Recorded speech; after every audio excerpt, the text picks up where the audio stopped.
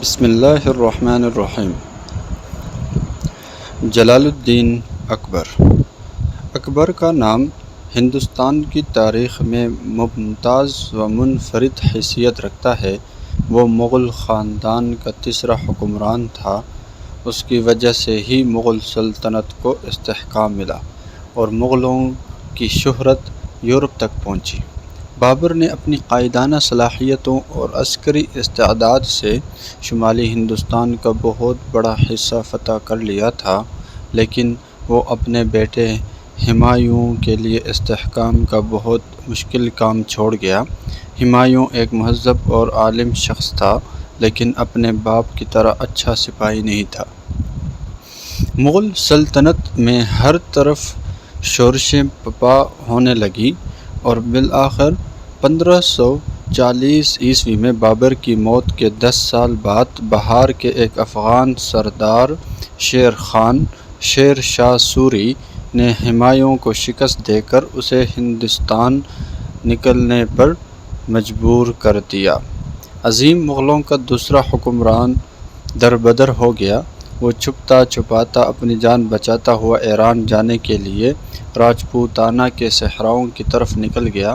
وہیں اس کی بیوی نے 1542 میں ایک بیٹے کو جنم دیا۔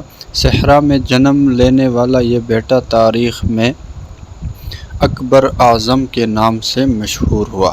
ہمایوں بھاگ کر ایران جا پہنچا، جہاں بادشاہ طہماسپ نے اسے پناہ دے دی۔ ادھر شیر شاہ نے ہندوستان میں غلبہ حاصل کر لیا اور 5 سال تک حکومت کی۔ افغان حکمرانوں میں وہ سب سے زیادہ قابل اور اہل فرمان روا ثابت ہوا، لیکن جیسا کہ عموماً قابل فرمان رواؤں کے ساتھ ہوتا ہے، یعنی تمام خوبیاں ان کے ساتھ چلی جاتی ہیں اور ان کی موت کے بعد ان کے جانشین نااہل ثابت ہوتے ہیں، اسی طرح شیر شاہ سوری کے ساتھ ہوا۔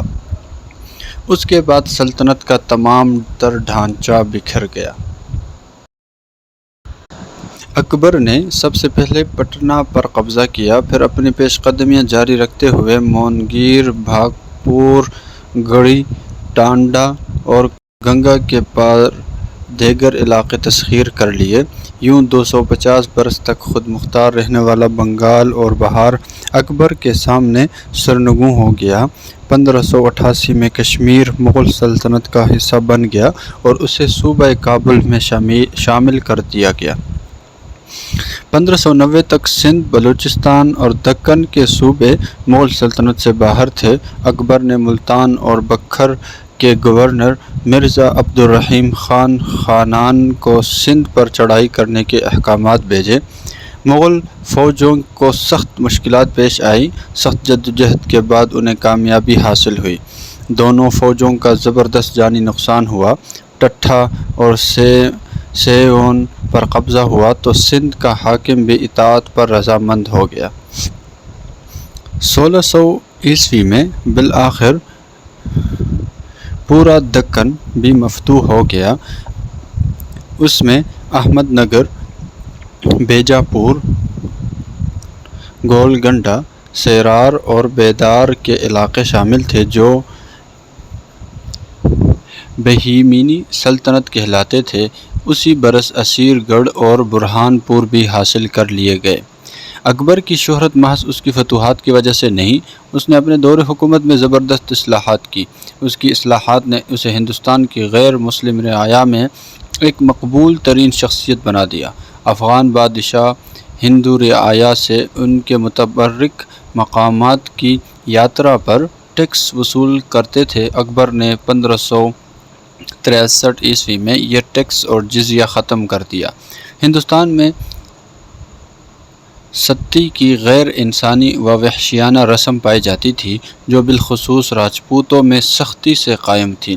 اس رسم کے تحت بیوہ ہونے والی ہندو عورت کو اپنے خاوند کے ساتھ چتا میں زندہ جل جانا پڑتا تھا۔ بیوہ چاہے یا نہ چاہے اسے یہ رسم نبھانا پڑتی تھی۔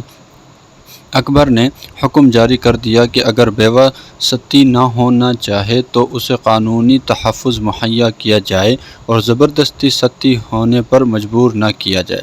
اکبر نے نابالغ بچوں کی شادیوں پر بھی پابندی عائد کر دی۔ ایک سے زیادہ شادیوں اور جہیز کو بھی ناپسندیدہ قرار دیا۔ اکبر نے مختلف مذاہب رکھنے والے افراد کے درمیان شادیوں کی حوصلہ افزائی کی۔ اس کا کہنا تھا کہ اس طرح انسانوں کے درمیان محبت اور اخوت بڑھتی ہے۔ اکبر نے جنگی قیدیوں میں یعنی مفتوحہ علاقے کے بچوں اور عورتوں کو غلام بنانے کی رسم بھی ممنوع قرار دے دی۔ اس نے اپنے وزیر راجہ ٹوڈر مل کے مشورہ پر ملک بھر کی جاگیریں ختم کر دی۔ تمام زمینوں کی ملکیت براہ راست حکومت کے پاس آ گئی اور براہ راست لگان وصول کرنے لگی۔ اس اقدام سے غریب کسانوں پر ظالم جاگیرداروں کا ظلم و ستم ختم ہو گیا۔ وہ ایک دانش مند حکمران تھا۔ اس نے ہندوستانی عوام کی فلاح و بہبود کے لیے بہت کام کیا۔ اکبر ایک عظیم فاتح، اعلیٰ منتظم اور منفرد شخصیت کا مالک تھا۔ وہ درمیانے قد قامت کے ساتھ نہ زیادہ لمبا نہ پستہ قد تھا۔ چوڑی چھاتی اور مضبوط جسم کے ساتھ گندمی رنگ اور گرج دار آواز رکھتا تھا۔ وہ داڑھی منڈواتا لیکن بھاری بھرکم مونچھیں رکھتا تھا۔ اس کے خد و خال بہت متاثر کرنے والے تھے۔ جسمانی طور پر اکبر انتہائی طاقتور اور پھرتیلا تھا۔ اس کی غذائیت سادہ ہوتی تھی۔ وہ 24 گھنٹے میں صرف ایک وقت کھانا کھاتا۔ اکبر کا پہلا دارالحکومت آگرہ تھا۔ وہاں اس نے شاندار قلعہ تعمیر کرایا۔ آگرہ سے 15 میل دور اس نے فتح پور سیکری کے نام سے نیا شہر آباد کیا۔ یہ شہر 15 برس تک اکبر کا دارالحکومت رہا۔ بعد ازاں اس نے کچھ عرصے کے لیے لاہور کو اپنا تخت دارالحکومت بنا لیا۔ اکبر نے ایک نیا مذہب دین الہی متعارف کرایا۔ اس کا سربراہ وہ خود تھا۔ دین الہی میں سجدہ کرنے اور پاؤں چومنے جیسے قابل نفرت افعال نہ صرف جائز بلکہ ضروری تھے۔ نیا مذہب لوگوں میں مقبول نہ ہو سکا اور اس نے مسلمانوں کو مشتعل کرنے کے علاوہ کچھ حاصل نہ کیا۔ 1605 میں اکبر 64 برس کی عمر میں انتقال کر گیا۔ اس نے 50 برس تک حکومت کی۔